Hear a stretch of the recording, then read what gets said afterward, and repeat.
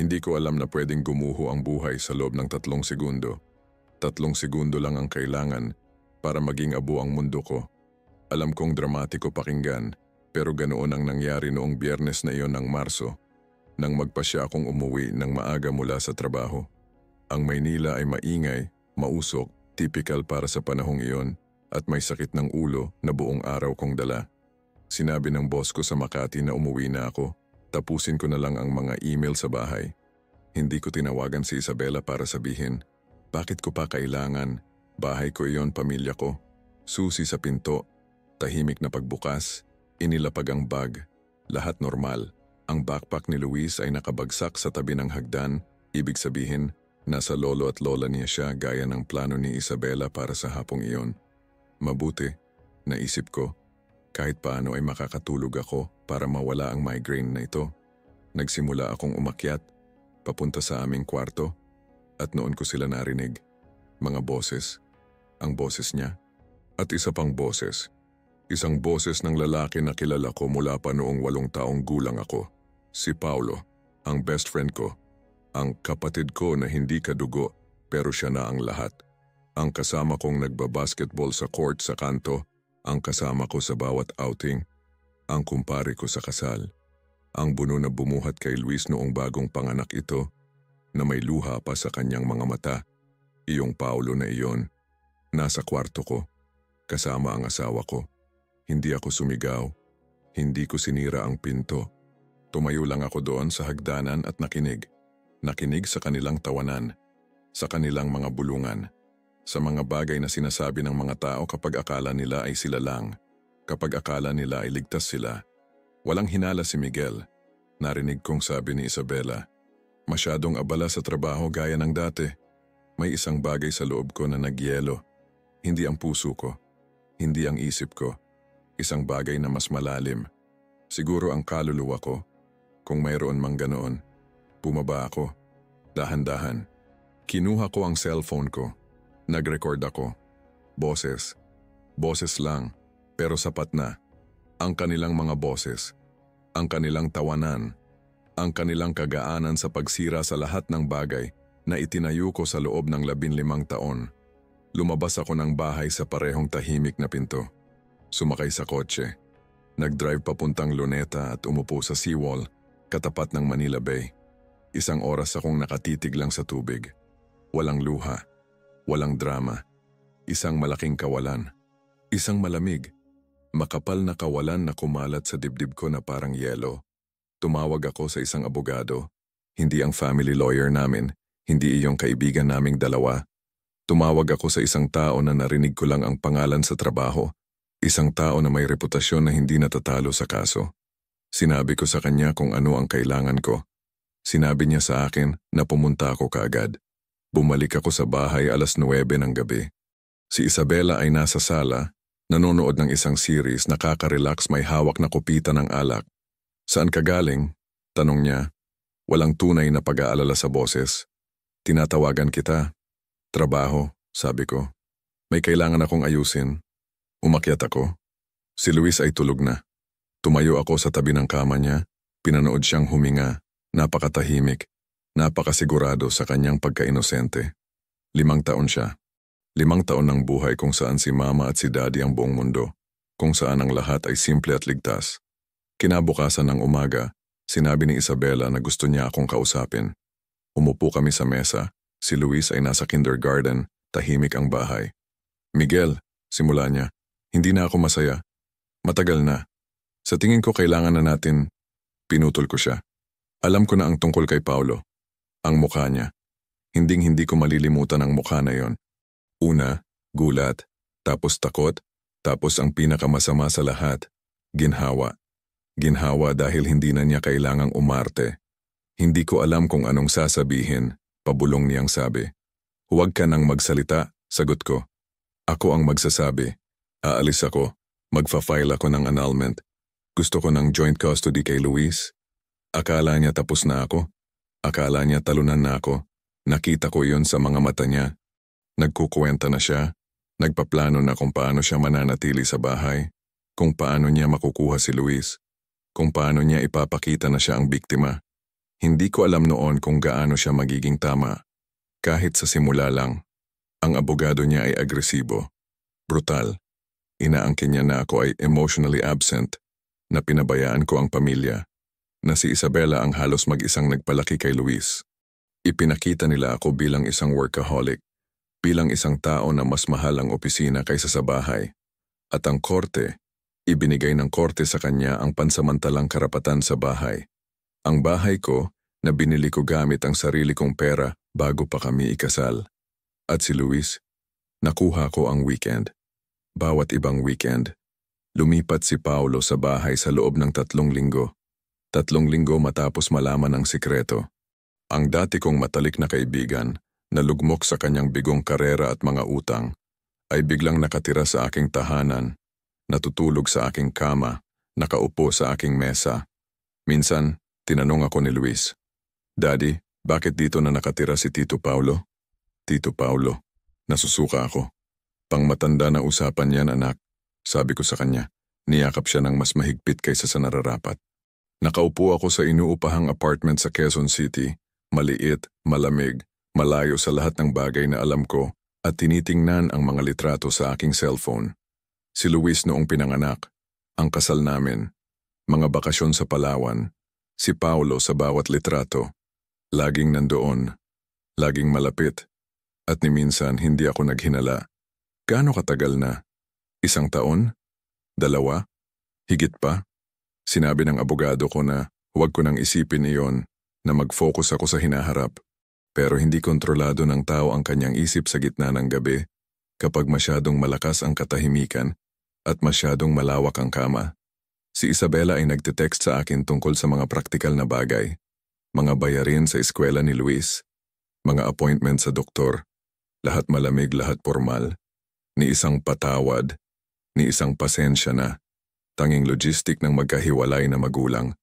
Si Paulo, iniiwasan ako. Nagpalit siya ng gym, ang coffee shop sa Katipunan kung saan kami nagkakape tuwing Sabado.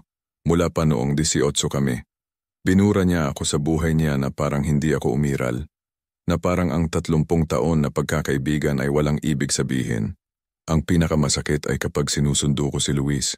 Nagdo-doorbell ako sa sarili kong bahay na parang estranghero. Bubuksan ni Isabela ang pinto, ibibigay si Luis.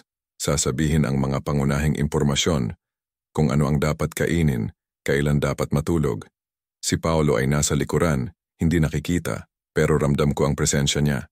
Si Luis ay tahimik sa simula ng bawat pagkikita namin. Kailangan niya ng oras para mag-relax, para bumalik sa akin. Nararamdaman ng bata ang tensyon, nararamdaman niya kapag may mali, kahit na walang nagpapaliwanag.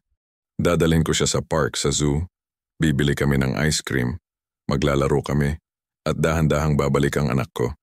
Yung tumatawa, nagkukwento, yumayakap sa akin. At pagkatapos, ibabalik ko siya. At magsisimula muli ang siklo. Lumipas ang 3 buwan.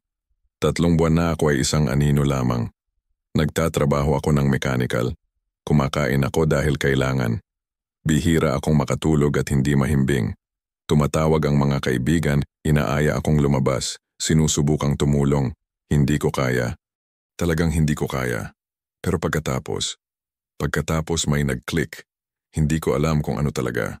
Marahil ay noong nakita ko si Luis na hawak ni na Isabela at Paulo ang kanyang kamay, isa sa bawat gilid, at ngumiti siya doon. O marahil noong sinabi ng isang kasamahan sa trabaho na tinanong siya ng isang kakilala, kumusta na raw ang asawa ko at ang friend ko, na may ngiti na nakukuha ng mga tao kapag nasisiyahan sila sa kasawian ng iba.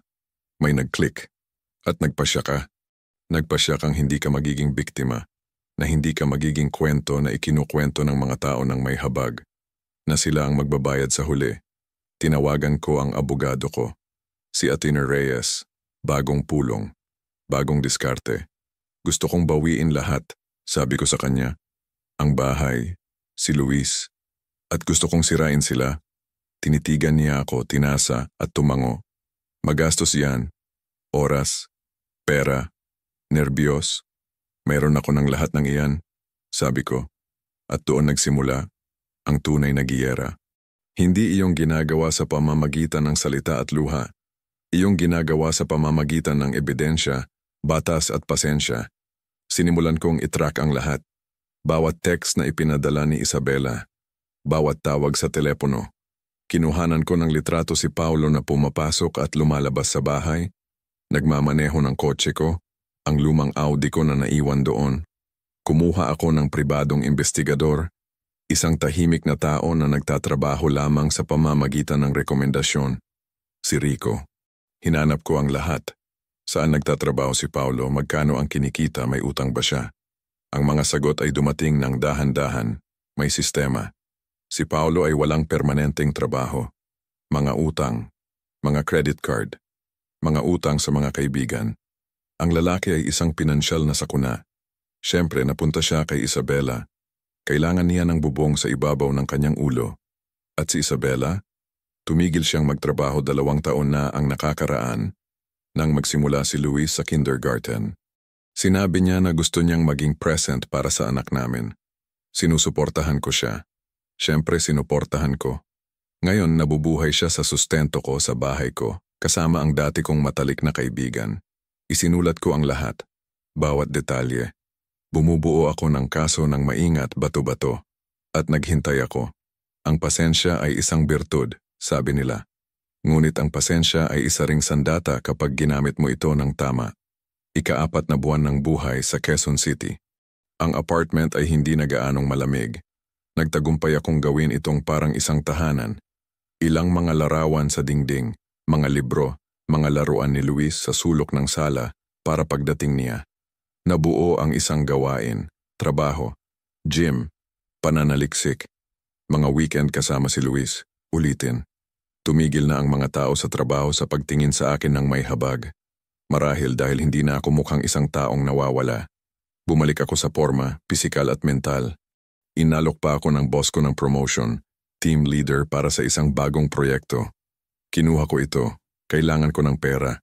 Kailangan kong ipakita na ako ay matatag, may kakayahan, matagumpay. Si Luis ang naging focus ko. Bawat sandali kasama siya ay dokumentado, hindi sa paraang mapanghimasok, ngunit sapat na upang ipakita na ako ay isang present na ama, isang kasangkot na ama. Dinala ko siya sa mga laro ng Hinebra, sa pag-akyat sa Antipolo. Nag-aaral kami ng magkasama para sa kindergarten. Nagpicture kami. Masayang ama, masayang anak. Si Isabela ay walang kaalam-alam. Para sa kanya, ako ay isang talunang dating asawa na sunod-sunuran sa mga patakaran. Inihahatid si Luis sa tamang oras, ibinabalik siya sa tamang oras, nagbabayad ng sustento ng regular. Walang reklamo, walang drama. Ang perpektong dating asawa na tumanggap ng kanyang pagkatalo. Ang pribadong investigador si Rico ay dumarating sa akin na may mga ulat bawat linggo. Nagkikita kami sa mga madidilim na coffee shop. Nagpapalitan ng mga folder na parang sa isang spy movie. Lahat ay legal, siniguro namin iyon. Walang anumang maaaring makasira sa kaso sa paglaon. Si Paulo ang unang bumigay. Siyempre, lagi siyang pabigla-bigla, walang pasensya. Nagsimula siyang magtrabaho bilang trainer sa isang gym sa may amin. Minimum na sahod, walang seryoso. Hindi niya mapanatili ang trabaho. 3 buwan doon natanggal. Nalaman ni Rico kung bakit nagnanakaw siya mula sa kaha. Maliit na halaga, ngunit sapat na para mapaalis siya. Hindi alam ni Isabela. O baka alam niya at wala siyang pakialam. Nabubuhay siya sa isang ilusyon na kontrolado niya ang lahat na siya ang nanalo. Nag-post siya sa Facebook ng mga larawan. Siya at si Luis sa parke. Siya na nagluluto sa kusina ko, kahit isang larawan kung saan lumitaw si Paulo sa likuran, ngunit malabo, na parang ikinahihiyang ipakita siya sa publiko. Pinapadalhan ako ng mga kaibigan ko ng mga post na iyon. Nakikita mo ba kung ano ang pinopost niya? Tanong nila. Galit para sa akin. Paano siya naging ganon kakapal? Hindi ako sumasagot. Hinahayaan ko lang. Habang mas marami siyang pinopost, habang mas ipinapakita niya ang kanyang kunwaring perpektong buhay, mas mabuti para sa akin. Lahat iyon ay ebidensya. Ebidensya kung gaano kabilis siyang nag-move on. Ebidensya kung gaano siya kawalang pakialam. Ang abogado ko, si Atty. Reyes ay isang master. Isang bihasang tao sa kanyang mga huling 50s, may uban, matatalim ang mga mata. Miguel, sabi niya sa akin minsan, Karamihan sa mga lalaki sa sitwasyon mo ay sumusuko o nagre-reaksyon ng emosyonal. Ikaw ay hindi ganoon. Maganda yon. Pero huwag kang maging obsesyonado. Hindi ako obsesyonado, sagot ko. Gusto ko lang ng katarungan. Tumango siya. Ang katarungan ay isang mamahaling kalakal at bihira. Pero handa akong bayaran ang presyong iyon. Sinimulan ni Atty. Reyes na buuin ang bagong kaso para sa kustodiya ni Luis. Idinokumento namin ang lahat, ang aking katatagan, ang aking regular na trabaho, ang aking kumpletong apartment na may sariling silid para kay Luis, ang aking mga benepisyo sa kalusugan, ang aking pakikilahok sa kanyang edukasyon. Nag-request ako ng psychological evaluation para sa aming dalawa. Alam kong papasa ako. Sigurado ako doon. Si Isabela? Nakatira siya kasama ang isang lalaking walang trabaho na may record sa pulis. Oo, nalaman din niyon ni Rico. Si Paulo ay may mga kaso noong bata pa. Maliit na pagnanakaw, isang gulo. Walang seryoso, ngunit nandoon niyon sa mga talaan. Ang bawat impormasyon ay bala. Nakipag-ugnayan din ako sa mga kapitbahay sa paligid ng dati kong bahay. Bahay ko, kailangan kong patuloy na ipaalala sa sarili ko. Pinabati ko sila kapag dumarating ako para kay Luis. Humihinto para makipag-usap. Si Aling Nena mula sa kabilang bahay, isang matandang babae na nakatira doon mula pa nung bata ako, ay partikular na madaldal. Miguel, sabi niya sa akin minsan. Palihim. Habang si Isabela ay nasa loob, alam kong hindi ko ito dapat pakialaman. Pero iyong lalaking nakatira kay Isabela, naririnig ko silang nag-aaway. Madalas. At sumisigaw siya. Malakas na sigaw. Salamat sa pagsasabi sa akin, Aling Nena, sabi ko, na may pag-aalala sa aking boses. May narinig po ba kayo na maaaring makabahala para kay Luis? Tumango siya. Minsan narinig ko siyang may binasag. Salamin, sa tingin ko, umiiyak si Luis. Hiniling ko sa kanya na idokumento ito kung mauulit man. Ibinigay niya sa akin ang kanyang numero. Sabi niya tatawag siya. Tumawag siya. 2 beses sa susunod na 6 na linggo. Itinala ko ang lahat.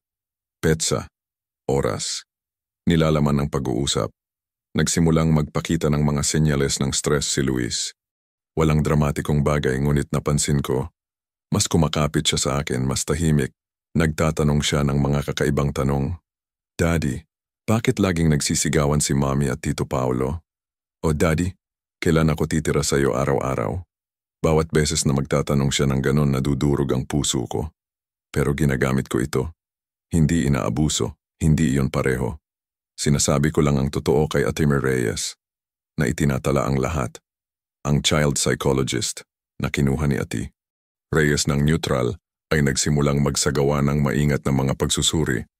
Walang anumang ikinagugulo ni Luis, mga pag-uusap lamang sa pamamagitan ng paglalaro, pagmamasid. Ang ulat ay malinaw, ang bata ay nasa ilalim ng stress. Kailangan niya ng katatagan. Mas gusto niya ang kumpanya ng ama. Si Isabela ay nagsimulang gumawa ng mga pagkakamali. Unang pagkakamali, huli niyang dinadala si Luis sa kindergarten. Idinokumento ko ito, 3 beses sa 2 buwan. Pangalawang pagkakamali, na-miss niya ang 2 appointment sa doktor. Kumuha ako ng kumpirmasyon mula sa doktor. Pangatlong pagkakamali, si Paolo ang sumundo minsan sa halip na siya at tinawagan ako ng guro, nag-aalala, dahil amoy alak daw ito. Tumawag ako sa DSWD, Social Welfare. Hindi direkta laban kay Isabela, masyadong halata iyon. Tumawag ako bilang isang nag-aalalang ama na gusto ang pinakamabuti para sa kanyang anak at may mga alalahanin tungkol sa kapaligiran kung saan nakatira ang bata. Dumating sila para mag-inspeksyon, hindi inaasahan. Galit na galit si Isabela. Tinawagan ako, sumisigaw sa telepono. Paano mo nagawa ito? Paano mo nagawang ipadala ang mga tao para kontrolin ako sa sarili kong bahay? Bahay ko. Itinama ko siya ng malamig. At hindi ako nagpadala ng sinuman. Dumating sila dahil may nag-report ng pag-aalala. Siguro ang mga kapitbahay. Siguro ang kindergarten, hindi ko alam. Isang kasinungalingan. Isang perpekto, kontroladong kasinungalingan. Ang ulat ng DSWD ay neutral. Walang nakakaalarma, ngunit may mga nakakabahalang detalye. Ang bahay ay magulo. Si Paolo ay walang opisyal na kasunduan sa paninirahan. Ang sitwasyon sa pananalapi ay hindi malinaw. Piraso bawat piraso, binubuo ko ang kaso. At walang nakakapansin. Para sa kanila, ako lang si Miguel, kawawang Miguel, nilokong Miguel, na nagpatuloy sa kanyang tahimik na buhay. Sinabi sa akin ni Atty. Reyes, "Alam mo, karamihan sa mga kaso ay natatalo dahil nagmamadali ang mga tao. Gusto nila ng mabilis na paghihigante. Ikaw ay nagtatayo ng isang bagay na matibay, respeto. Inabot kami ng 7 buwan. 7 buwan ng pagkolekta ng ebidensya, pagbuo ng kaso, pagtatayo ng pundasyon. At pagkatapos nag-file kami ng bagong kahilingan para sa pangunahing kustudiya kay Luis at para sa pagbabalik ng bahay. Gulat na gulat si Isabela. Nakita ito sa kanyang mukha nang matanggap niya ang subpena. Akala niya tapos na tinanggap ko na ang aking kapalaran. Hindi ako makapaniwala na ginagawa mo ito, sabi niya sa akin sa telepono. Masaya si Luis sa akin. Ligtas siya. Malungkot si Luis, sagot ko ng mahinahon. At may ebidensya ako. Anong ebidensya? Nagsisinungaling ka. Makikita natin sa korte. Sinubukan akong tawagan ni Paulo. 1 beses, tinanggihan ko ang tawag. Nag-text siya. Miguel, pakiusap, pag-usapan natin ito bilang mga lalaki. Pinura ko ang mensahe. Walang dapat pag-usapan sa pagitan namin. Kailanman, ang paghahanda para sa korte ay nakakapagod. Bawat dokumento, bawat larawan, bawat testimonya ay kailangang maging perpekto. Si Atigar Reyes ay walang awa sa paghahanda. Ginaya niya ang cross-examination, inatake ang aking mga argumento, naghanap ng mga butas sa kwento. Wala akong butas. Naging maingat ako, naging perpekto ako. Ang paglilitis ay itinakda para sa Oktubre. 8 buwan matapos kong matuklasan sila. 8 buwan ng maingat na pagpaplano, tahimik na paghahanda, sinadyang paghihintay. 1 araw bago ang unang pagdinig, nakaupo ako sa aking apartment, tumingin sa bintana patungo sa lungsod. Ang Maynila ay maulap gaya ng dati sa tag-ulan. Ang pakiramdam ko ay kalmado. Hindi ito kaligayahan. Hindi ito tagumpay. Tanging isang malamig, malinaw na katiyakan. Bukas magsisimula ang kanilang pagguho. Bukas sila magsisimulang magbayad. At ako, hinahanap ko lang kung ano ang akin mula pa sa simula. Ang anak ko, ang bahay ko, ang buhay ko. Tinanong ako ni Luis ng gabing iyon habang nag-uusap kami bago matulog sa telepono. Daddy, darating ka ba bukas para sunduin ako? Oo anak, at malapit na. Araw-araw ka nang mapupunta sa akin. Pangako ko yan sa'yo. Hindi niya naintindihan kung ano ang ibig sabihin noon. Pero maiintindihan niya. Malapit na niyang maintindihan na si Daddy ay hinding-hindi sumusuko. Na si Daddy ay nagbabantay sa kung ano ang sa kanya. At na ang mga gumagawa sa iyo ng masama, sa huli, ay laging nagbabayad. Ang courtroom ay amoy lumang papel at disinfectant. Isang malamig na silid sa gusali ng korte sa Maynila, kung saan nangyayari ang mga trahedya ng tao araw-araw. Si Atty. Reyes ay nakaupo sa tabi ko, kalmado gaya ng dati, na may mga folder na nakahanay sa harap niya. Si Isabela ay nasa kabilang panig, kasama ang kanyang abogado. Nakasuot siya ng asul na damit, konserbatibo, marahil binili para sa okasyong ito. Sinusubukan niyang magmukhang isang responsableng ina, isang babae na sinaktan ng buhay. Wala si Paulo. Siyempre wala. Wala siyang dahilan para nandoon, legal na nagsasalita, ngunit higit pa doon, ito ay isang duwag na desisyon. Tumakas siya mula sa mga kahihinatnan. Ang hukom, isang mas matandang babae na may salamin sa dulo ng kanyang ilong, ay nagbukas ng file at nagsimulang magbasa. Mga karaniwang pamamaraan, formal na tanong. At pagkatapos ay sinimulan ni Ate Airborne. Reyes, na ipakita ang aming kaso. Bawat dokumento ay isang suntok. Bawat ebidensya ay isang pagbubunyag ng isa pang patong ng kanilang kasinungalingan. Mga larawan ni Paulo na pumapasok at lumalabas sa bahay sa iba't ibang oras. Mga ulat tungkol sa kanyang mga trabaho. O kawalan nito. Ang testimonya ni Aling Nena tungkol sa mga pag-aaway, sa mga nabasag na salamin, sa pag-iyak ni Luis. Ang aking mga tala tungkol sa pagiging huli ni Isabela. Mga na-miss na appointment, kawalan ng katatagan. Nakita ko kung paano namutla si Isabela. Kung paano tiningnan ng kanyang abogado ang mga papel, naghahanap ng paraan upang kontrahin, ngunit wala. Lahat ay legal na nakalap, lahat ay dokumentado, lahat ay totoo. Tinawag ni Attorney Reyes ang child psychologist bilang saksi. Mahinahon na ipinaliwanag ng lalaki, profesional, kung paano nagpakita ang bata ng mga senyales ng stress, kung paano niya mas gusto ang kapaligiran ng ama, kung paano niya kailangan ang katatagan na hindi ibinibigay ng kasalukuyang sitwasyon. Sinubukan ni Isabel ang magsalita. Ipagtanggol ang sarili, ngunit bawat salita niya ay hungkag. Masaya si Luis sa akin, iginiit niya. Ako ang kanyang ina. Kailangan niya ako. Kailangan niya ng magulang na nagbibigay sa kanya ng katatagan, malamig na sagot ng hukom. Isang magulang na hindi nagdadala ng mga hindi matatag na partner sa kanyang buhay. Isang magulang na nagbabayad ng mga bayarin at nagpapanatili ng kaayusan. Unang round, nakuha ko ang pangunahing kustudiya kay Luis. Si Isabela ay nakakuha ng karapatang bumisita, bawat ibang weekend. Ang kabalintunaan ay perpekto. Ang desisyon ay ibinigay sa loob ng 3 linggo.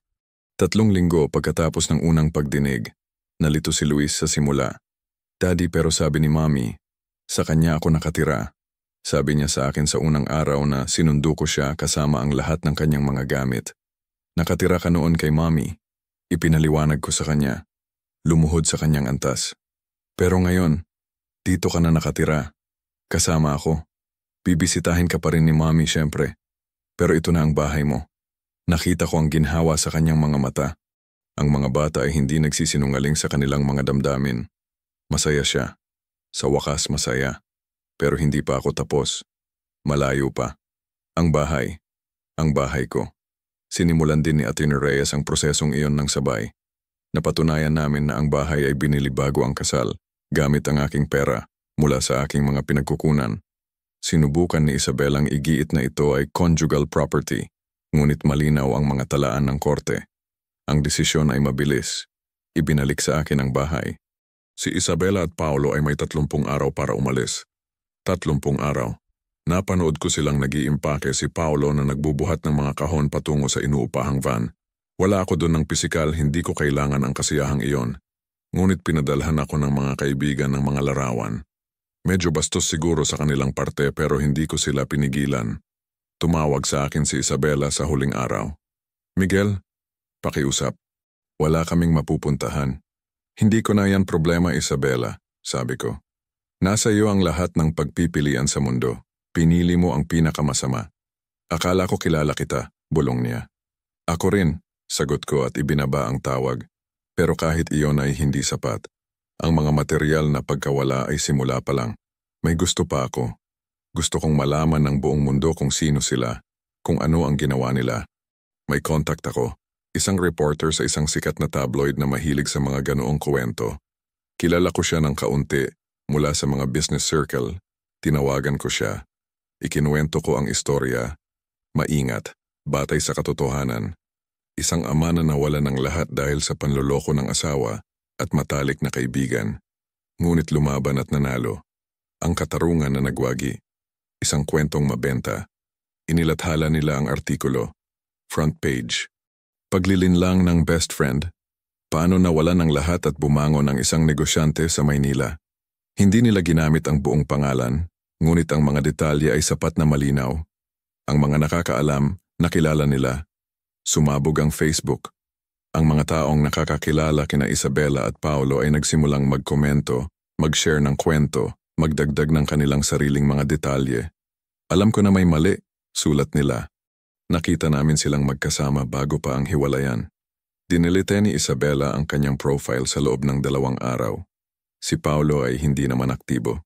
Sa lugar kung saan kami nakatira, sa San Juan, naging sikat sila. Ang lokal na coffee shop kung saan uminom si Paolo, inutusan siyang umalis ng may-ari. Ayaw ko ng mga manloloko dito, sabi niya, sapat na malakas para marinig ng kalahati ng silid. Ang mga taong kaibigan ni Isabela, ang mga babaeng kasama niya sa pilates, sa kape, sa shopping, lumayo sila. Ang mga mensahe ay hindi na sinasagot. Ang mga tawag ay tinatanggihan. Kamatayang sosyal. Tahimik, ngunit kumpleto. Pero kahit iyon ay hindi pa lahat. Nag-file ako ng kaso. Isang kaso para sa moral damages, laban sa kanilang dalawa. Dahil sa pananakit ng damdamin, sa paninirang puri, may ebidensya ako kung saan nagsalita sila laban sa akin sa iba, Sinusubukang bigyang katwiran ang kanilang relasyon sa sinadyang pagsira ng pamilya. Si Ateon Reyes ay may pag-aalinlangan. Miguel, bihira ang mga ganyang kaso na magtagumpay sa Pilipinas. At kahit magtagumpay, maliit lang ang bayad. Hindi ito tungkol sa pera, sabi ko. Tungkol ito sa prinsipyo. Ang kaso ay tumagal ng ilang buwan, mga testimonya, mga dokumento. Sinubukan ng kanilang mga abogado na ipadismiss ang kaso, ngunit nanatili kaming matatag. Bahagi ng layunin ko ay ang mismong proseso, bawat paglilitis, bawat pagdinig, bawat pampublikong pagbanggit ng kanilang mga pangalan ay isa pang dagok sa kanilang reputasyon, sa kanilang hinaharap. Sa huli, nanalo ako ng bahagyang desisyon. Hindi sila kailangang magbayad ng malaking halaga, ngunit sapat na para masaktan sila. 50,000 piso, bawat isa. At dahil walang-wala si Paulo sa kanya ito tumama ng husto. Ngunit ang mga ipon ni Isabela, ang kaunting mayroon siya, ay nawala. Bawat buwan na kailangan nilang magbayad ng installment, alam kong iniisip nila ako. Bawat oras na makakatanggap sila ng abiso, bawat oras na kailangan nilang pumunta sa korte dahil sa pagkaantala, ang pangalan ko ay nandoon, sa likuran, naroroon. Si Paulo ay tuluyang umalis ng Maynila. Pumunta siya sa isang probinsya, sa huling balita ko. Nagtatrabaho sa isang construction site, nakatira sa isang maliit na apartment, kasama ang 2 pang manggagawa. Bumagsak siya ng husto. Marahil hindi pa siya nasa pinakailalim, ngunit malapit na. Si Isabela ay nanatili sa Maynila, ngunit sa isang mas maliit na apartment malayo sa sentro. Nagtatrabaho siya bilang cashier sa isang SM supermarket. Nakikita ko siya minsan kapag dinadala ko si Luis. Mukha siyang mas matanda, mas pagod. Ang buhay na walang tagapag-alaga, walang pera ng iba na bumubuhat sa kanya, ay nagpakita sa kanya ng katotohanan. Si Luis ay umunlad. Mas gumanda ang mga grado niya. Mas madalas siyang tumatawa. May mga kaibigan siya, pumupunta sa mga training ng basketball, lumalaki. Sabi ng psychologist, mas matatag siya, mas masaya. Minsan, nagtatanong siya tungkol kay Isabela. Kumusta si Mommy? Hindi sa lungkot, kundi sa praktikal na interes ng isang bata na nagche-check ng impormasyon. Okay naman siya, sabi ko sa kanya, dahil hindi na kailangang bigyan pa siya ng pabigat. Hindi siya nagtatanong tungkol kay Paulo. Kahit kailan. Para bang ang lalaking iyon ay nabura na sa kanyang alaala. Sa akin, hindi siya nawala. Araw-araw kong naaalala. Hindi sa galit. Iyon ay magbibigay ng masyadong kapangyarihan, kundi sa malamig na kasiyahan. Kasiyahan na ang katarungan ay naisakatuparan, na ang mga nanakit sa akin ay nagbayad. Minsan tinatanong ako ng mga tao kung masaya ako. Kung matamis ang paghihiganti, hindi iyon ang punto. Hindi ito paghihiganti, ito ay pagpapanumbalik. Pagbabalik ng balanse.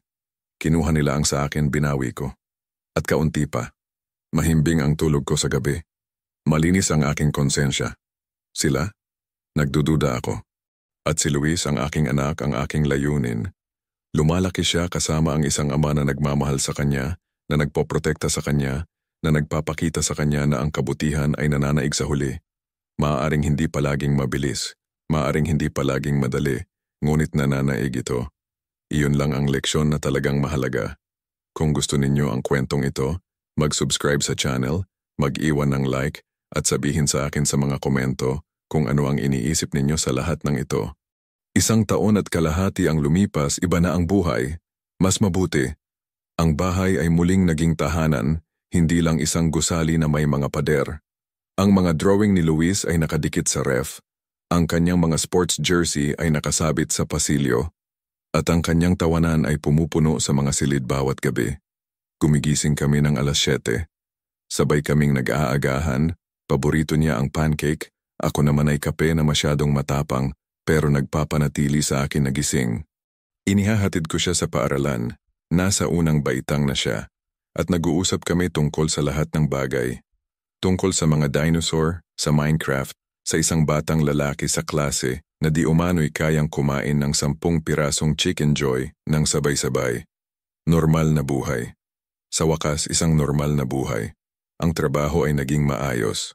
Ang promotion ay nagdala ng mas malaking sahod, bagong team, mga bagong hamon. Sinabi sa akin ng boss ko minsan, Miguel, kahanga-hanga ang pagbabalik mo. Akala namin ay, alam mo na, hindi na niya kailangang tapusin ang pangungusap. Akala nila ay guguho ako. Hindi nangyari. Ang mga weekend ay amin, ni Luis at akin. Tagaytay kapag malamig. Minsan ay sa ibang bansa para mag-ski. Sa tag-araw ay Palawan at Boracay. Lumalangoy at nagtatayo ng mga kastilyong buhangin. Lumalaki siya, umuunlad, nagiging isang maliit na tao na may sariling opinyon, sariling kagustuhan. Daddy, pwede bang mag-sleepover si Mateo? Tatanungin niya ako. Siyempre, pwede. Ang bahay ay napupuno ng ingay ng mga bata, tawanan, buhay. Si Isabela ay dumarating para kunin siya tuwing ibang weekend, gaya ng itinakda ng korte. Dumarating siya sa pinto, tahimik, mas kaunti ang makeup kaysa dati, mas mura ang damit. Nagpapalitan kami ng mga pangunahing impormasyon, kung ano ang kailangang dalhin ni Luis, kung may mga espesyal na plano. Kumusta ka? Tatanungin niya minsan, marahil ay sinusubukang bumuo ng tulay. Ayos lang, sagot ko. Wala nang iba pa. Walang dahilan para sa higit pa. Alam ko kung kumusta siya.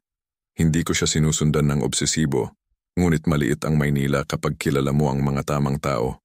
Ang impormasyon ay dumarating ng kusa.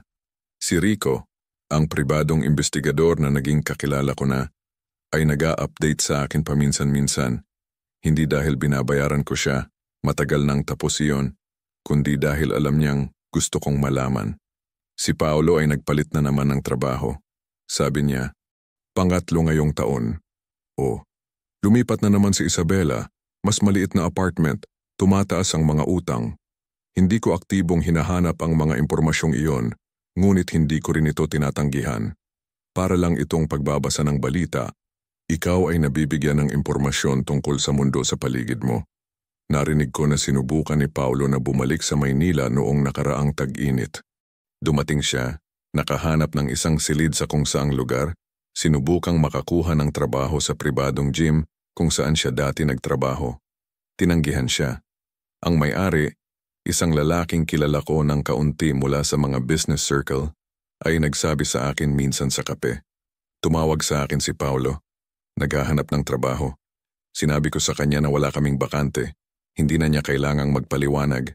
Alam na nating lahat. Naaalala ng lungsod. Malaki ang Maynila, ngunit maliit ang mga komunidad. Mga sports club, mga network sa negosyo, mga magulang sa paaralan, lahat ay umiikot sa parehong mga bilog. At ang kwento tungkol sa akin at kay Isabela at Paolo, ang kwentong iyon ay naikwento na. Hindi sa paraang sensationalized, hindi may drama. Bilang katotohanan lang. Kilala mo ba si Miguel? Narinig mo ba ang ginawa ng dati niyang asawa? At pumipili ng panig ang mga tao. Lagi silang pumipili. Nasa kalikasan ng tao ang humusga, ang magpasya kung sino ang biktima at sino ang may sala. Sinubukan ni Isabela ang muling buhayin ang kanyang buhay sosyal. Nakita ko siya minsan sa pagbubukas ng isang maliit na gallery sa poblasyon. Nag-iisa, may hawak na kupita ng alak. Sinusubukang makisali sa usapan. Ang mga tao ay magalang, ngunit malamig. Walang gustong masyadong maiugnay sa kanya. Ang mga magulang ng mga kaklase ni Luis, ang ina ni Mateo na naging kaibigan ni Luis, ay tumatawag sa akin para sa mga parent-teacher meeting para sa mga aktibidad. Miguel, pupunta ka ba sa picnic sa Sabado? Matutuwa ang mga bata? Si Isabela ay hindi kasama sa mga bilog na iyon. Kapag dumarating siya para sunduin si Luis sa mga palabas sa paaralan, binabati siya ng ibang mga ina, ngunit maikli, walang init. Ang social isolation ay ang pinaka-epektibong paraan ng parusa. Walang bilangguan na mas makukulong sa iyo kaysa kapag ang buong mundo mo ay tumalikod sa iyo. Ang aking mga kaibigan, ang mga nanatili, at karamihan ay nanatili, ay hindi na muling binanggit si Paolo. Para bang hindi siya umiral. Sa mga birthday party, sa mga pagtitipon para manood ng basketball, ang kanyang pangalan ay bawal. Binura nila siya sa naratibo. Minsan sinabi sa akin ng isang matandang kaibigan mula sa high school, si Peter, alam mo Miguel, noon pa man ay may kakaiba na ako kay Paolo. May mga tao na may, hindi ko alam, pekeng bagay sa kanila. Ayaw kong sabihin sa'yo noon, pero naramdaman ko iyon. Gusto ng mga tao na sabihin ang mga ganong bagay pagkatapos na, ngunit naintindihan ko, Lahat ngayon ay alam na. Lahat ay nakakakita ng malinaw. Si Luis ay minsan nagdadala ng mga kwento mula sa kanyang weekend kay Isabela. Hindi dahil tinatanong ko siya, hindi ko yung ginawa, kundi dahil ang mga bata ay nagsasalita ng bukas, walang filter. Si Mommy ay nakatira sa isang maliit na apartment, sabi niya. Walang bakuran, pero okay lang Daddy, kumain kami ng pizza. Ang pizza ay mura. Ang pizza ang kinakain mo kapag wala kang pera para sa mas maganda. Mukhang pagod si Mommy, sabi niya minsan. Tinanong niya kung kumusta ka. At ano ang sinabi mo sa kanya? Tanong ko. Sinabi ko na super okay ka, na masaya tayo. Hinalikan ko siya sa noo. Mabait kang bata. Wala akong naramdamang tagumpay kapag naririnig ko ang mga ganoong bagay. Marahil sa simula, marahil sa unang ilang buwan mayroong ilang kasiyahan. Ngunit ngayon ay neutral na lang. Ang buhay ay nagpapatuloy. Sila ay bumabagsak. Ako ay tumataas. Ganoon lang talaga gumagana ang mundo. Profesional, mas umangat pa ako. Pinamunuan ko ang malalaking proyekto naglakbay para sa negosyo. Singapore, Hong Kong, minsan pa nga ay Tokyo. Si Luis ay naiiwan sa aking mga magulang kapag wala ako at gustong-gusto nila iyon. Ang aming apo ay nagpapasaya ng aming mga araw, sabi ng aking ama. Ang aking ina ay mas tahimik tungkol sa buong sitwasyon. Hindi niya kailanman nagustuhan si Isabela na inamin niya lamang pagkatapos ng hiwalayan. Alam ko na may mali sa kanya, Miguel. Mayroon siyang ganong hitsura, sakim. Ngunit ayaw kong sabihin sa iyo. Hindi mo na kailangan, sabi ko sa kanya. Natuto na ako. At totoo iyon. Natuto akong huwag magtiwala ng madali. Tumingin sa ilalim ng ibabaw, na ang mga tao ay maaaring magsuot ng maskara sa loob ng maraming taon. Ngunit hindi ako naging mapangutya, hindi ako naging mapait. Tanging, mas maingat, mas matalino. Nakakilala ako ng ilang mga babae. Hindi ito romansa, kape lang, usapan.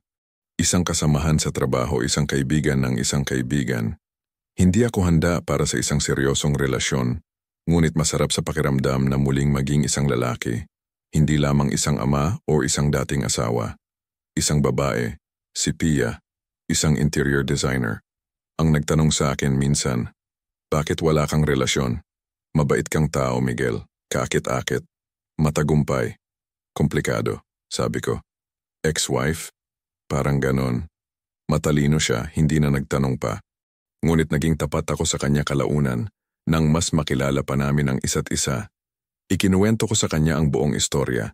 Hindi ang mga detalye ng paghihiganti, hindi ang kasiyahan, ang mga katotohanan lamang. Ano ang nangyari? Paano ako tumugon?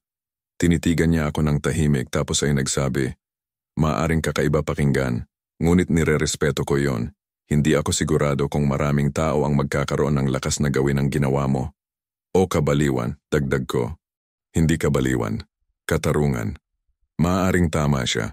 Pauwi mula sa trabaho isang gabi sa bus sa EDSA, nakita ko si Isabela sa bintana.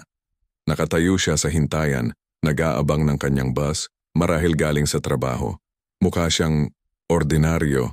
Isang ordinaryong tao na may ordinaryong mga problema, isang ordinaryong buhay na walang kinang, at wala akong naramdaman. Walang galit, walang pandidiri, walang kasiyahan, wala. Para akong tumitingin sa isang estranghero. Iyon ang sandali kung saan nalaman kong tunay na malaya na ako. Kapag ang iyong paghihiganti ay hindi na ang pangunahing bagay sa iyong buhay, kundi isang alaala na lamang, isang bagay na nangyari na, doon ka nanalo. Si Luis ang lahat. Ang aking layunin, ang aking dahilan, ang aking hinaharap, lahat ng iba pa, si Isabela, si Paulo, ang mga korte, ang mga kaso, lahat ng iyon ay ingay na lang sa likuran. At ang ingay ay nawawala, dahan-dahan araw-araw napapalitan ng tawanan ng aking anak, ng tagumpay sa trabaho, ng tahimik na gabi sa sarili kong tahanan. Ang buhay ay nagpatuloy, gaya ng nararapat. Tag-ulan ng ikalawang taon, binabaha ng ulan ang Maynila at ang lungsod ay mabagal, tahimik, nababalot ng graba. Nasa opisina ako, isang araw ng trabaho na gaya ng iba, nang makatanggap ako ng isang text sa aking cellphone. Isang numero na hindi ko nakilala ngunit ang nilalaman ay malinaw kaagad. Miguel, si Paulo ito. Pakiusap, kailangan kitang makausap. Agad. Matagal kong tinitigan ang mensahe. Binasa ko ito ng 1 beses, 2 beses. Naisip ko kung sasagutin ko ba. Bakit iisipin ng isang tao na sumira sa aking buhay na may karapatan siyang makipag-usap sa akin? Binura ko ang mensahe. 1 oras makalipas. Pangalawang pagsubok. Miguel, pakiusap. Hindi ako ang iyong kaaway. Alam kong nagkamali ako. Pero kailangan ko ng tulong mo. Sa pagkakataong ito sumagot ako. Maikli. Malinaw. Wala tayong dapat pag-usapan. Huwag mo na akong kontakin. Tumunog ang telepono pagkalipas ng 2 minuto. Si Paulo. Tinanggihan ko ang tawag. Tumawag siya ulit. At ulit. 5 beses sa loob ng 10 minuto. Plinok ko ang numero. Ngunit si Paulo ay desperado. At ang mga desperadong tao ay gumagawa ng mga hangal na bagay. Pumunta siya sa kumpanya ko. Talagang pumunta siya. Naghihintay siya sa labas ng gusali sa isang jacket na masyadong manipis para sa malamig na ulan. Ang mga kamay ay nakabaon sa kanyang mga bulsa. Nakita ko siya sa salamin. Nakilala ko kaagad ang silweta. Ang pakiramdam sa aking tiyan, hindi takot, hindi galit, pandidiri. Pinigilan ako ng security paglabas ko. Sir Miguel, hinahanap po kayo ng lalaking iyon. Sinasabi naming umalis na siya, ngunit nagpupumilit. Hayaan niyo siya, sabi ko. Ako na ang bahala. Lumabas ako. Malamig na araw, malamig na tingin. Ang itsura ni Paulo ay masama. Payat, masyadong payat, na may buhok na hindi nagugupitan ng ilang buwan, balbas na hindi maayos. Mukha siyang isang taong natutulog sa kalye. Hindi isang tao na mayroon ng lahat 2 taon na ang nakakaraan. Miguel, simula niya, ang boses niya ay magaspang, marahil mula sa sigarilyo, marahil mula sa buhay. Anong kailangan mo? Putol ko.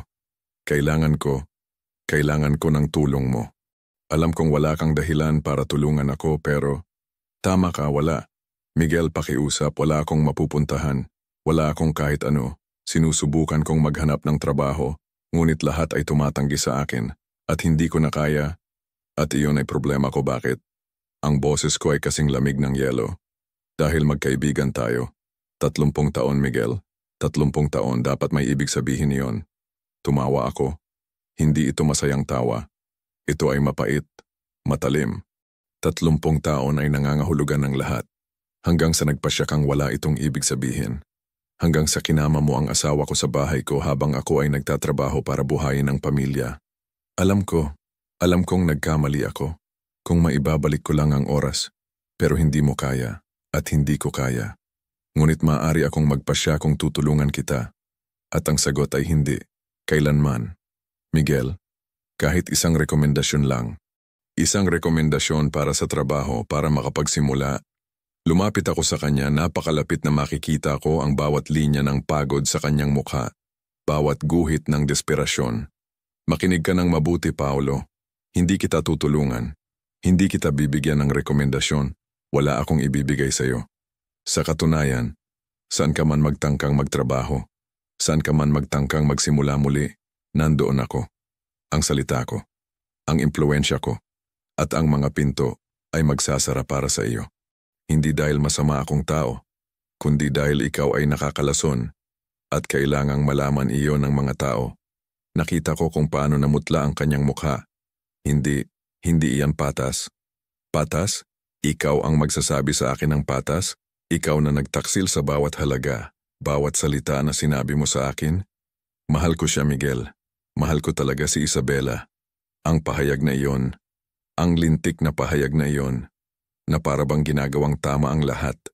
Na para bang ang pag-ibig ay nagbibigay katwiran sa pagtataksil.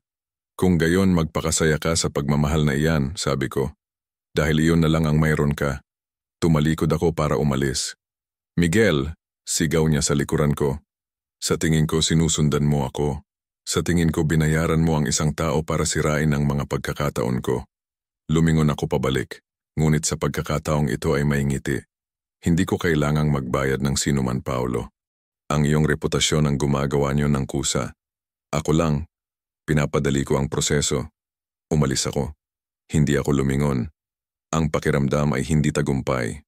Ito ay kapayapaan. Isang malamig, malinis na kapayapaan ng isang taong alam na ginawa niya ang tamang bagay. In-escort ng security si Paolo palabas. Sinabi ko sa kanila na huwag na siyang papasukin muli sa gusali. Idinagdag ko ang kanyang pangalan at larawan sa blacklist ng kumpanya. Standard na pamamaraan.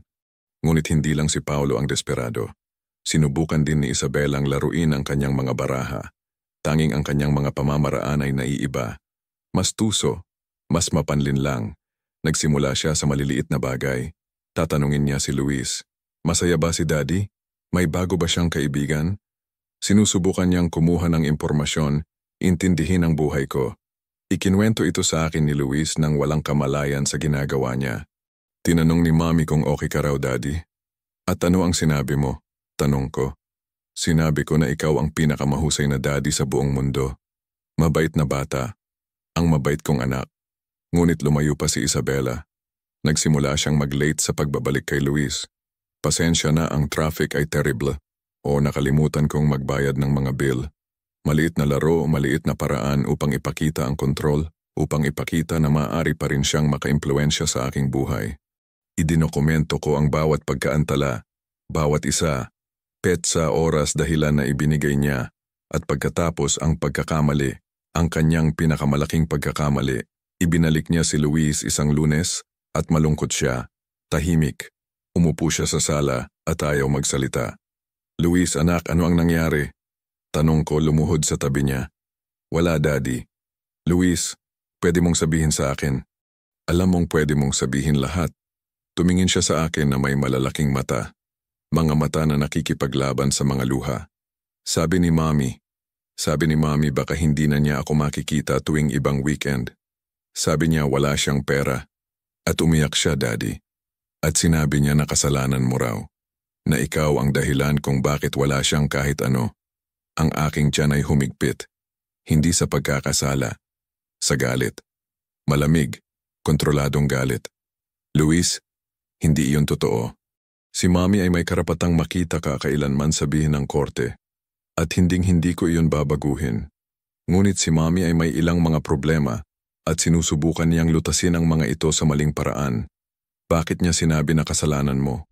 Dahil ang mga matatanda minsan ay nahihirapang aminin na sila mismo ang may pananagutan sa kanilang mga problema."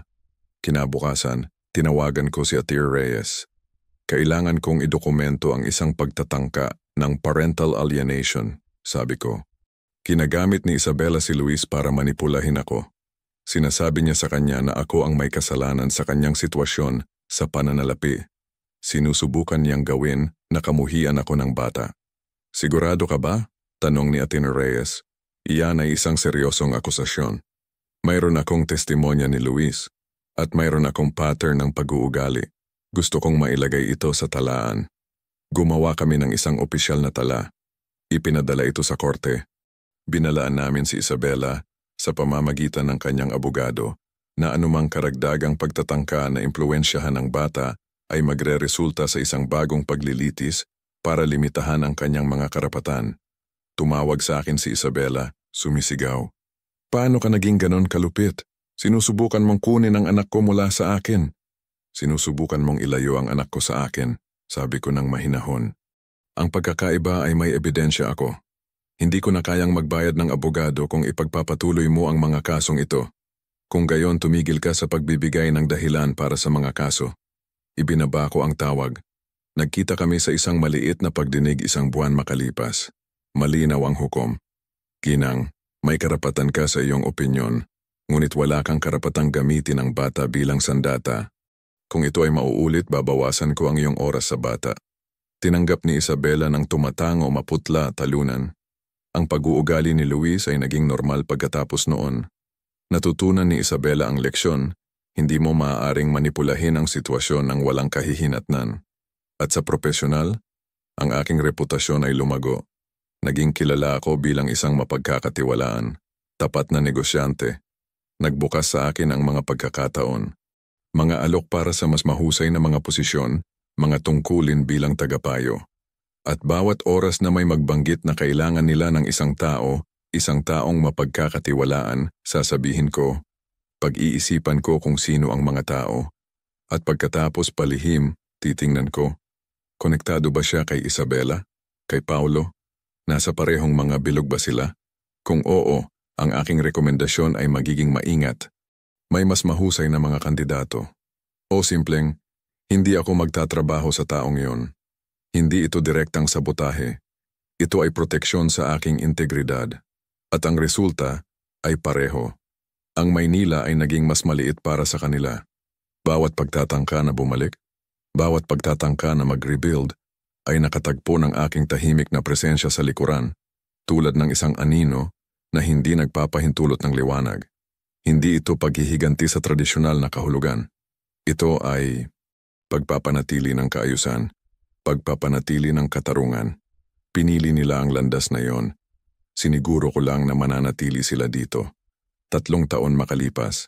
Isang araw ng tag-araw, mainit gaya ng alam nating init sa Maynila sa Hulyo, kapag kahit ang ilog Pasig ay mukhang inaantok, pinainit ng araw na hindi tumitigil. Nakaupo ako sa terrace ng aming bahay, ang bahay ko at ni Luis. Pinapanood siyang naglalaro ng basketball sa bakuran kasama si Mateo at 2 pang kaibigan mula sa klase. Halos 13 taong gulang na siya.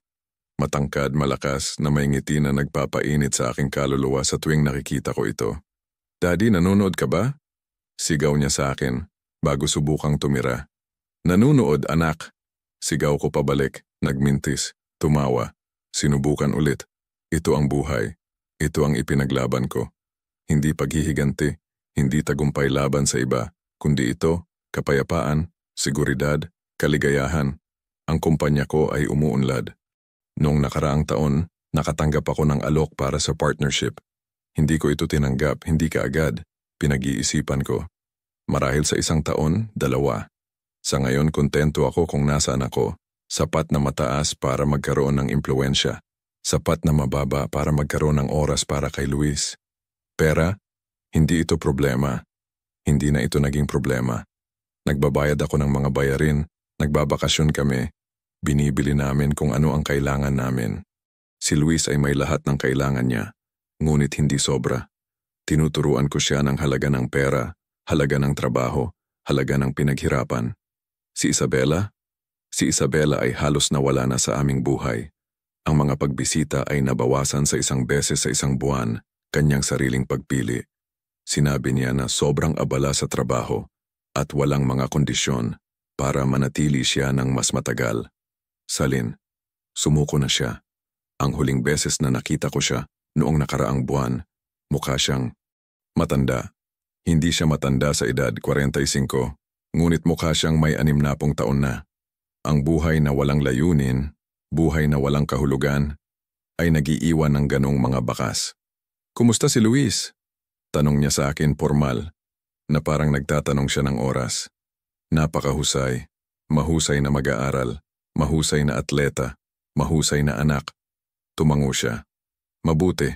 Iyon ay mabuti. At iyon na ang lahat. Wala nang koneksyon sa pagitan namin, kahit na tensyon. Tanging mga walang laman na salita na ipinagpalit sa pagitan ng mga estranghero na naghahati sa isang bata." Bihira siyang pag-usapan ni Luis. "Okay lang si Mommy," sabi niya kapag tinatanong ko. Isang sagot ng isang bata na tumutupad sa obligasyon. Hindi nagsasalita mula sa damdamin. Hindi niya ito kinamumuhian. Tanging, hindi siya konektado sa kanya. Sinabi niya sa akin minsan, 1 taon na ang nakakaraan. "Daddy, alam ko kung ano ang nangyari. Kay Mommy at Tito Paolo. Hindi ako tanga." Umupo kami sa sopa, isang seryosong pag-uusap ng mag-ama. "Ano ang alam mo?" tanong ko. "Alam kong nagloko si Mommy. Alam kong nalungkot ka. Alam kong sinaktan ka nila." Tiningnan ko siya, ang aking batang lalaki, na lumaki ng masyadong mabilis sa ilang mga aspeto. "At ano ang nararamdaman mo tungkol doon?" tanong ko. Nag-isip siya ng matagal bago sumagot. "Sa tingin ko ginawa mo ang tama. Sa tingin ko sila ang mali. At sa tingin ko masaya ako na nakatira ako kasama mo." Niyakap ko siya, mahigpit. "Marahil ay masyadong matagal. Masaya ako na ikaw ang anak ko," sabi ko. At iyon na ang lahat ng kailangang sabihin. Si Paolo, narinig kong umalis na siya ng Pilipinas. Pumunta siya sa Ireland o sa Middle East, nakalimutan ko na. Doon kung saan walang nakakakilala sa kanyang pangalan, kung saan maaari siyang magsimula muli ng walang bigat ng nakaraan. Marahil ay mas mabuti na siya. Marahil ay may nahanap na siya. Hindi ko iniisip iyon. Hindi ko na siya nakita muli pagkatapos ng araw na yon sa harap ng aking kumpanya. At hinding-hindi ko na siya makikita. Wala siya sa aking isipan. Sa lipunan, naging kagalang-galang ako. Nirerespeto ako ng mga tao. Hindi dahil alam nila ang kwento, karamihan ay nakalimutan na, o hindi bababa sa inilipat ang focus sa mga bagong drama, kundi dahil ako ay mapagkakatiwalaan, magalang, matagumpay. Ang mga magulang mula sa paaralan ni Luis, mga kasamahan sa trabaho, mga kapitbahay, lahat ay nagsasabi ng mabuti tungkol sa akin. Si Miguel ay isang mahusay na ama, sabi nila. Si Miguel ay isang taong may isang salita. Iyon ang reputasyon na itinatayo mo sa loob ng maraming taon, bawat kilos, bawat desisyon. Nakakilala ako ng isang babae 6 na buwan na ang nakakaraan. Ang pangalan niya ay Ivana. Kabalintunaan, alam ko, ngunit wala siyang kinalaman sa nakaraang iyon. Nagpod-podcast siya tungkol sa kasaysayan. Matalino. Nakakatawa. Maganda sa isang hindi pilit na paraan. Lumabas kami sa ilang mga date. Nakilala siya ni Luis. Gusto niya siya. Girlfriend mo ba siya, Daddy? Tanong niya sa akin. Siguro, sabi ko. Hindi pa namin alam pero siguro. Hindi ako nagmamadali. Hindi ako tumatakas sa mga damdamin. Ngunit hindi rin ako tumatalon sa mga ito. Ang pag-iingat na natutunan ko ay nananatili. Ngunit hindi ako pinipigilan na mabuhay. Naiintindihan ni Ivana.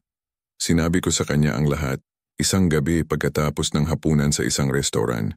Ang buong kwento, ang pagtataksil, ang paglaban, ang paghihiganti. Nakikinig siya, tahimik, tapos ay nagsabi, parang dumaan ka sa impyerno at lumabas sa kabilang panig. Oo, sabi ko, pero hindi ako nito sinira. Ginawa akong mas malakas. Nakikita ko, sabi niya. Nakikita ko sa paraan ng pagtingin mo kay Luis. Paano mo siya pinag-uusapan? Iyon ay pag-ibig na dumaan sa apoy. Maaaring tama siya. Minsan iniisip ko ang lahat. Tungkol sa araw na iyon na natuklasan ko sila, tungkol sa malamig na kawalan na bumalot sa akin, tungkol sa mga buwan ng pagpaplano, paglaban, walang awang paghahanap ng katarungan. At tinatanong ko ang sarili ko, sumobra ba ako? Ang sagot ay hindi. Hindi ito isang pagpipilian. Ito ay isang pangangailangan. Ang mga taong nagtataksil sa iyo ay hindi karapat-dapat sa iyong kapatawaran dahil lamang sa paglipas ng panahon. Hindi sila karapat-dapat sa iyong tulong dahil lamang sa sila ay desperado.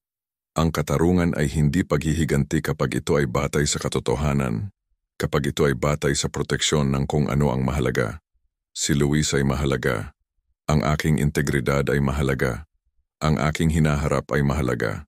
At pinrotektahan ko ang lahat ng iyon. Ngayon habang pinapanood ko ang aking anak na tumatawa, namumuhay ng walang alalahanin ng isang bata na minamahal at ligtas, alam kong ginawa ko ang mga tamang desisyon. Bawat isa, si Isabela at Paulo, nakuha nila ang nararapat sa kanila. Hindi dahil ako ay malupit, kundi dahil ang buhay sa huli ay nagbibigay ng gantimpala sa integridad at nagpaparusa sa pagtataksil. Ako lang, pinabilis ko ang proseso. May kapayapaan doon. Sa kaalaman na ginawa mo ang lahat ng iyong makakaya. Na lumaban ka para sa iyong sarili, para sa iyong anak, para sa iyong hinaharap. At nananalo ka, hindi nanalo laban sa kanila, kundi nanalo laban sa sitwasyon, laban sa mga pangyayari, laban sa lahat ng bagay na sumubok na sirain ka. Ngayon, nakaupo ako dito, sa teres ng aking bahay, sa isang araw ng tag-araw na amoy barbecue at tawanan ng bata. At ang pakiramdam ko ay kumpleto. Nawalan ako ng asawa, nawalan ako ng kaibigan. Ngunit nakuha ko ang aking sarili pabalik. Nakuha ko ang isang anak na tumitingin sa akin bilang isang bayani. Nakuha ko ang isang buhay na akin, itinayo sa aking mga patakaran, sa aking mga halaga. At iyon, sa huli, ang tanging tagumpay na mahalaga. Sumisigaw ulit si Luis. Daddy, laro tayo. Tumayo ako, iniwan ang kape sa mesa, bumaba sa bakuran. Akin na ang bola, sabi ko, nakangiti. At naglaro ako, kasama ang aking anak. Sa aking bakuran, sa aking buhay. Isang buhay na pinaghirapan. Isang buhay na totoo. Isang buhay na walang sino man ang makakakuha muli. Kung gusto ninyo ang ganitong uri ng kwento, mangyaring mag-subscribe sa channel, mag-like, at sabihin sa amin kung ano ang iniisip ninyo. May karapatan ba akong gawin ang lahat ng ito o lumampas ako sa guhit?